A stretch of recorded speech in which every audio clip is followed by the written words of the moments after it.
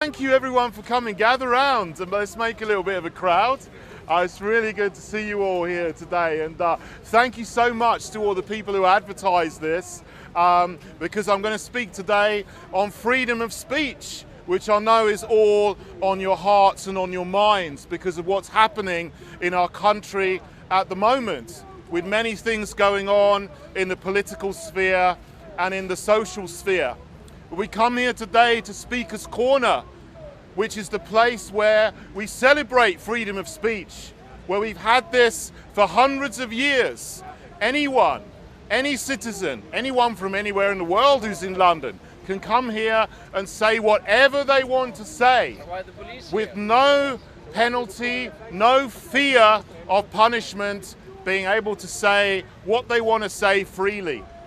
And people from all political persuasions, all religions, with all different kinds of opinions, some wonderful, some crazy, can come and speak here in Speaker's Corner. So this is a great place to be and to reclaim the right of freedom of speech, which is being eroded in our country at the moment. And it's being eroded all around the world. We know this is true.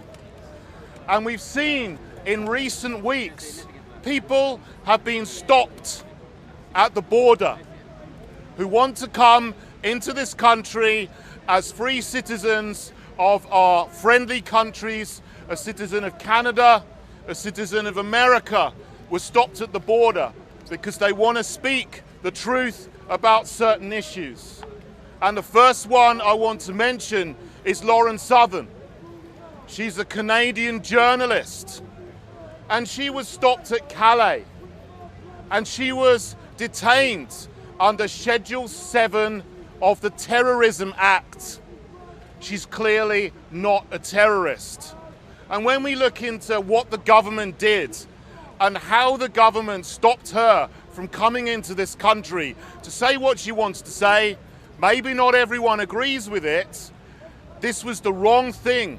This was a draconian abuse of power and law to stop someone from using their right to freedom of speech in a free country. So we need to say that this is wrong. What was the excuse? They said that she offended the Public Order Act in Luton. Well, she was moved on by the police for handing out some leaflets saying Allah is gay. Now, that's not something I would do. It's not something I would recommend. But it's not really showing that she's a terrorist. That is ridiculous. While she was stopped from coming into the country for saying this thing, which wasn't offending any particular person, it maybe offended Allah, but I'm sure he's big enough to look after himself. We have the most horrible things said about Jesus Christ in this country and around the world. And what did the establishment do? Nothing. There was an artist, so-called artist from America, who made a work which he called Piss Christ. I think it's despicable, it's offensive, it's grossly insulting to all Christians all around the world. What he did was he got a crucifix and he put it into a vessel filled to the brim with his own urine and closed it up, and he's put this in a museum as a piece of art. That was in America. But what did the authorities do about it? Nothing. People complained about it all around the world. There was a picture taken of it, which was displayed in galleries all around the world. The guy won prizes for this despicable, offensive, grossly insulting piece of so-called art about Jesus. The authorities do nothing. But when someone hands out a little piece of paper that may be insulting to Allah, but was not insulting to any particular person, they get stopped from coming into the country. There is a double standard here, which is very obvious to see. And the next person that was stopped, well, actually was before Lauren Southern, was an American reporter called Brittany Pettibone. Now, she got into an even worse situation. She wasn't just detained for a few hours. She was detained and locked up for 3 days. And her crime was that the authorities said she was going to interview Tommy Robinson. Well, whatever you think of what he says, is that now a crime? He was on the BBC with Andrew Neil. He was on ITV with Piers Morgan. Reporters from ABC and CNN came in from America to interview exactly the same person. Were they detained? No. But for some reason they decided to detain and deport Brittany Pettibone. I don't know why. You may not agree with everything she says and her opinions, but it seems there's some kind of test act going on where if you have the wrong opinion, even if you haven't broken any law, the government is now not going to let you into the country or is going to try and detain you and stop you from speaking. This is wrong. And we all know about Count Dankula, a comedian. His jokes were grossly offensive to some people. Other people found them funny. The court said there is no such thing as context in this case. And he was dragged through the courts for the video he made saying that it was anti-Semitic. He said himself it wasn't anti-Semitic, there was context to it. You can watch it for yourself to decide. But there are other people who have said grossly offensive things which are jokes. Even comedians that I don't particularly like Ricky Gervais. Personally, I don't particularly like his jokes, but he stood up for this man, Count Dankula, who's dragged through the courts in Scotland, because now it seems, even if you're a comedian and you're not offending any particular one person, then you can be dragged through the courts and stopped from speaking and shut up by the authorities. And he may go to prison for 2 years for what he did. Now, why is this happening and how is this happening? I think there are 4 different ways that our freedom of speech is being eroded from us. And the first way is through laws that are being brought in. The first one was the Public Order Act 1986. Now, some of that, of course, is good. It stops people from assaulting each other and so on. And where there's an imminent threat of violence, it allows police the power to arrest anyone. Of course, that is good. But it also allows people to report someone if you don't like what they say, on the basis that what someone might say gives you alarm or distress. You can report that to the police, and with extra guidelines that have come in on so-called hate crimes, anybody that says something that people think on the basis of their perception is offensive to someone with a protected characteristic, they can be arrested and dragged through the courts and threatened with prison just for saying something. So you have to be very careful now about everything you say. There was a case in Cambridge where people were just having a joke in a party in their back garden. Yes, they were saying things that I might find offensive or nasty, but they weren't threatening anyone with violence. And the police came round and arrested someone and dragged them away for making jokes in their own back garden, which someone heard and reported as a public order offence. This is where we are. And we are so close to losing our freedom because you just don't know what you can say anymore. You have to watch every single word that you say. And I know, being in the public sphere, I have to be very, very careful with what I say in case someone accuses me of something and then it gets splashed all over the media, or I get sanctioned by the London Assembly where I have my seat. I was accused by one of the other Assembly members once of stirring up hatred simply for talking about immigration and mass immigration, and it having a negative effect on housing and on GP waiting times, on hospital times, on primary school places. We all know this is true. There's been more immigration into this country in the last 20 years than there has been in the previous 900 since the Norman Conquest. It's a fact. But people will try to silence me and say that if I say this, I'm stirring up hatred, I'm offensive, I need to be shut down, I need to be penalised, I need to be punished.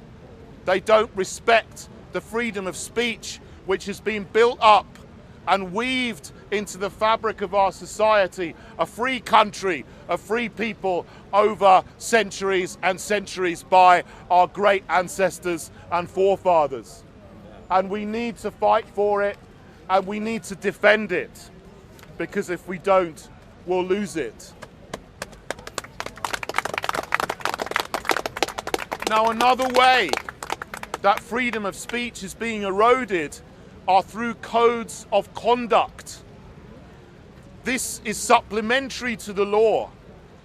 If you go to a university, or if you want to enter a certain profession, such as being a barrister or a psychotherapist or a social worker, you have to sign up to certain codes of conduct.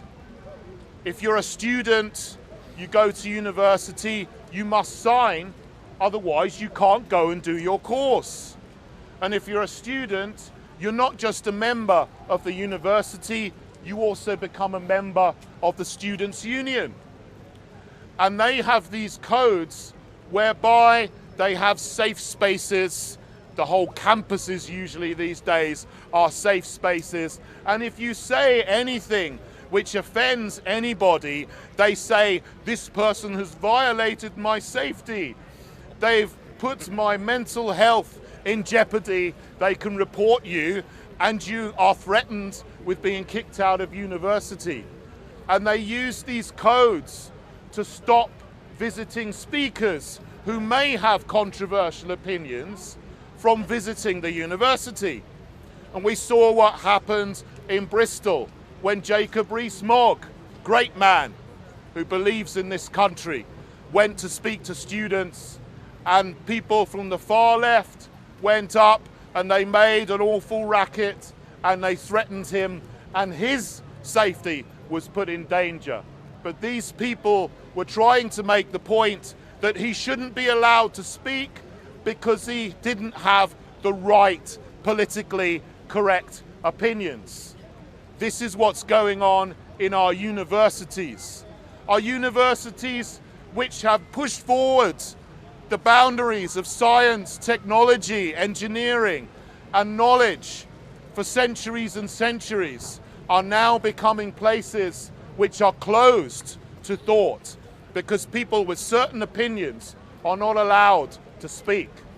Even people who were considered on the avant-garde 50 years ago, such as radical feminists, which I don't agree with, by the way, but people like Germaine Greer, is now not allowed to go to speak in many universities because she believes there are two sexes, male and female, which are immutable and determined by your anatomy and your chromosomes. This is a scientific fact. And she speaks the scientific truth, and she's not allowed to go and speak in university. Excuse me, 1 second. Thank you. These kind of ideas are also getting into our schools. The so-called conservative government has joined with the leftist parties who is pushing this mad, radical transgender agenda on the youngest of our primary school children. And if you stand up and say it's wrong, you get called a pariah. You get called a bigot. I was called a transphobic coconut for saying that I don't agree with this. What you do when you're over 18, in the privacy of your own home, that's your business. But don't mess with our kids. Don't mess with our children. And we need to stand up and say what is right and what is true.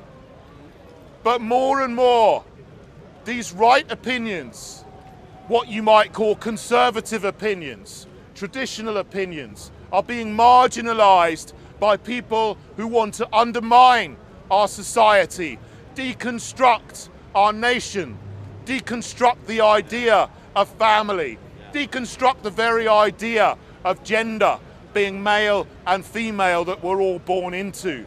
And we need to stand up against that. Otherwise, those people will confuse a whole generation of children who will not know what is the truth and will not know any sense of belonging or identity in themselves, their families, their communities, their nation, and even their own gender. It's wrong, and we need to stand up for our freedom of speech to say what we want to say. Thank you. There have been cases in schools, like a teacher in Oxford who was suspended from his job for so-called misgendering a group of girls. In Canada, it's gone further. They passed a law saying you have to use someone's correct gender, and if you don't use one of these new words like je or hin or whatever they are, they all sound like Chinese syllables to me, for these new made-up genders, you can get put in prison. That hasn't happened here yet, but it's coming and it's on the way. Now, another student, I was talking about these codes of conduct. There was a student in Sheffield called Felix Ngole, and he wanted to do a social work course. And he put some posts on Facebook, nothing to do with his social work course. He just said he's a Christian, he doesn't believe in same-sex marriage and so on. And he was kicked out of his course. He wasn't given any method of appeal. They just said to him, they declared that he was unfit to practice social work. Someone who'd put a year or more of his time, wanted to help people, had the wrong opinion. It would not have affected his job, but he was kicked out of his course simply for having a traditional opinion. So this is what we need to stand up against. Now there's also, I mentioned two things here so far. There's also the issue of censorship, and it's quite frightening what's happening at the moment. We have social media, and social media is a new phenomenon relatively, which has been built up as the internet has become more and more popular over the last 20 years. And the idea of social media initially, of course, was that everyone was free to say what they want to say. It's a lot of fun. You can have arguments on Twitter and this and that, and everyone is free. But in Germany, particularly, and Sweden, the government is now clamping down on social media companies and saying, if you allow certain opinions to be put on your platform, we're going to fine you thousands, if not millions of pounds or euros. And this is coming in this country as well. Whatever you think of Theresa May, she's all on board for censoring social media. I believe laws will come in the future where social media platforms are being bullied. Probably they're willing to do this as well, to stop what is called the wrong opinions they call politically incorrect opinions. And there's also, thank you, a fourth thing, there's also the insidious fear that comes from a culture of political correctness. If you say something that you think or the government says is the wrong thing to say, you'll be called a bigot, you'll be called a xenophobe, you'll be called a racist. And these cases I've mentioned so far are about individual people. But of course, it's more than that, because we know that this culture of political correctness has stopped people from speaking out about the raping and grooming and pimping of thousands, if not hundreds of thousands, of girls in this country over 20, 30, 40 years. And the culture of political correctness, if we don't stand up to it and we don't fight it, it's going to mean that many more thousands of girls will be victims of child sexual abuse. It's taken some heroic people to stand up in Rotherham and Rochdale and Telford to expose what's going on. But it's probably happening in every town and city across the country.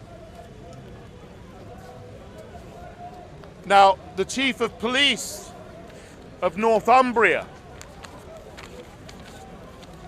who is called Steve Ashman, I read this quote from him. I think there's every likelihood that this is happening in every town and city across the country. And the Chief Executive of Newcastle City Council, which has had 700 girls being the victim of child sexual abuse, says any area that says it does not have a problem is simply not looking for it. So we must stand up for freedom of speech, yes, for ourselves, so that we're free to say what we want to say, so we can have a joke in our back gardens, so we can have banter in a pub. But it's more serious than that, because if we don't stand up, more girls are going to be victims of this horrible, horrific crime. And for their sake, if no one else's sake, we need to stand up. We need to stand up and be counted. And I thank you all for coming here today to stand up and be counted. And I know that you will go away and you will continue the fight for freedom of speech in this country. Thank you. I've got more to say. I've got more to say. I could have finished there. Finally, what can we do about it? You come to the rally here today, it's in the rain. So it's wonderful to see at least 100 of you standing here in the rain in a rally about freedom of speech. But we can do more than that. You can support people who do stand up for it. I stand up for it, you can support me. There's other people as well who are doing this as well. There are petitions going around. That's a very simple thing you can do. Now, a few weeks ago, after Lauren Southern and Brittany Pettibone were not allowed entry into the country, I and a few other people registered petitions in the government. They only picked one of them, it wasn't mine. But there is a petition which has now got over 10,000 signatures to allow them to come into the country. So look online, petitions.parliament.uk or whatever the site is, sign the petition. Let's get that petition to 100,000 people. And let's show the people in Parliament that hundreds of thousands of people care about this issue and we want our freedom to speak freely in this country again. What else can you do? Well,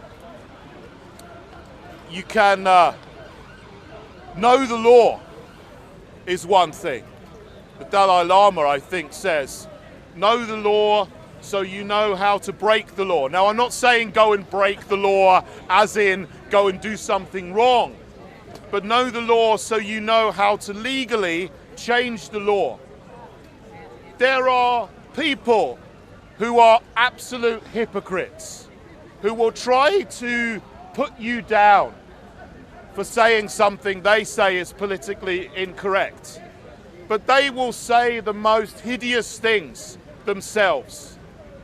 There's a Labour politician called Naz Shah, and she shared a tweet that said the victims of abuse in Rotherham should shut their mouths for the sake of diversity. Now, when someone says something like that, report them for a hate crime. Use the laws they've made against them.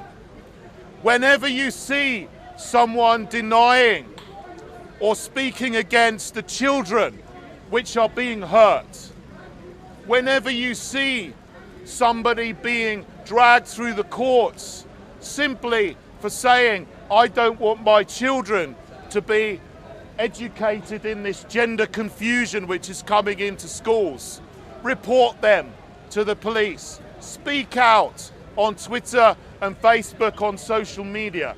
If there are enough of us doing this, then they will back down.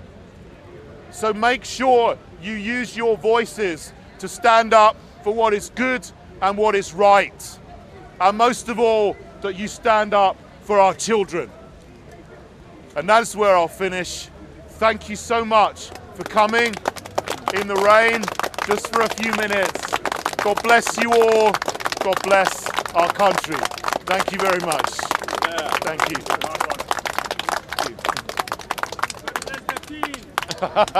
That's there. Wow, thank you. I don't know if any of you got any questions or anything anyone wants to say.